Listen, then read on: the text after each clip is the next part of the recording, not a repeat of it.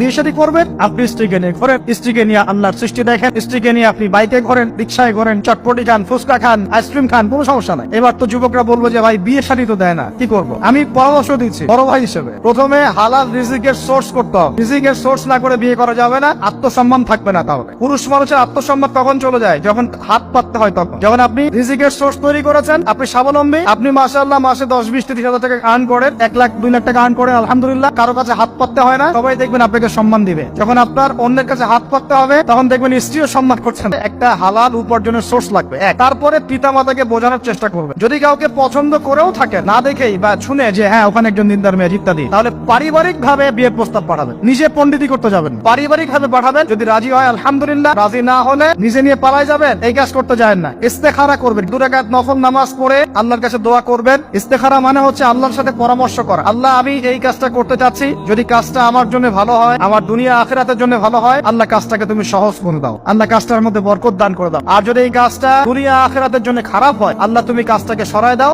আমাকেও কাজটা থেকে সরায় দাও। এটা হচ্ছে ইস্তেখারা। এই দোয়া বেশি বেশি করলে ইনশাআল্লাহ আল্লাহর পক্ষ থেকেই ফয়সালা হবে। আর এই জায়গায় বেশি ব্যতিব্যস্ত হবেন না। অনেক সময় কিন্তু ফ্যান্টাসিতে ভুগি আমরা, অস্থির হয়ে যাই। অস্থির হলেই ডিসিশন নিতে ভুল হবে। নিজেকে স্থির রাখার জন্য কি করবেন? বেশি বেশি নফল রোজা রাখবেন আর ভালো কাজে ব্যস্ত রাখবেন নিজেকে। একা একা থাকলে আর এই যে খারাপ সার্কেলের মধ্যে থাকলেই মাথার মধ্যে শয়তান ভর করবে, তখন দেখবেন অস্থির হয়ে গেছেন আপনি। আর স্থির হওয়ার চেষ্টা করেন, ভালো কাজে ব্যস্ত রাখেন, হালাল পথ অবলম্বন করে হারাম থেকে বেঁচে থাকেন। আল্লাহ পাক যে বিষয়গুলোকে ভালোবাসতে বলেছেন, আমি ভালোবাসবো, এই ভালোবাসা জায়েজ, হালাল। এই ভালোবাসার উদ্দেশ্য আল্লাহর সন্তুষ্টি অর্জন করা। এই ভালোবাসার উদ্দেশ্য এই নয় যে আমি যাকে ভালোবাসি তার কাছে আমি কিছু প্রত্যাশা করছি না। আমি কিছু প্রত্যাশা করছি না, আমি প্রত্যাশা করছি আল্লাহর সন্তুষ্টি। তখন দেখবেন সে আপনাকে কষ্ট দিলেও আপনি সবর করতে পারবেন। কেন সবর করতে পারবেন? কারণ আপনি তো আল্লাহর সন্তুষ্টির জন্য তাকে ভালোবাসছেন। আপনার তো কোনো স্বার্থ নাই। এখন আপনি দেখবেন রিল্যাক্স থাকতে পারবেন, সম্পর্ক টিকেও থাকবে এবং আপনি ক্ষমা করতে পারবেন মানুষ।